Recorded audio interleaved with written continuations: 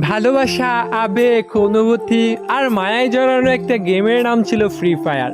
একটা সময় ছিল অবসর সময় কাটানোর জন্য আর বন্ধু বান্ধবদেরকে নিয়ে আড্ডা দেওয়ার জন্য সবচাইতে সহজ মাধ্যম ছিল এই গেমটি। তবে কেন জানি এখন আর এই গেমটাকেই আর ভাল লাগে না।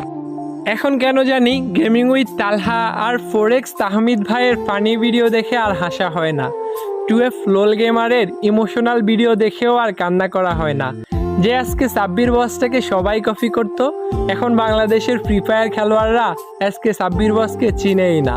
রক্সম্যান গেমিং, জুয়েল দা নুব গেমার, তারা আর আগের মতো ফ্রি ফায়ারের আননোন ফ্যাক্টস খুঁজে পায় না। ফ্রি ফায়ার কমিউনিটি নিয়ে এখন আর সাদিকুল ভাই আগের মতো রোস্টিং করে না। প্রো রুবেল আর বটলা নাহিদও আর এখন একসাথে গেম খেলে না। যেই নাইম আলম ভাইকে পুরো বিশ্বের মানুষে চিনতো MP40 লিজেন্ড হিসেবে, সেই নাইম আলম ভাইকে এখন আর গেমে দেখা যায় না। কতদিন হয়ে গেছে গেমিং উইথ জিহাদ ভাইয়ের সেই বিখ্যাত ডায়লগ ভাই সাব দেখা হয় না তার ফানি সব কাস্টম।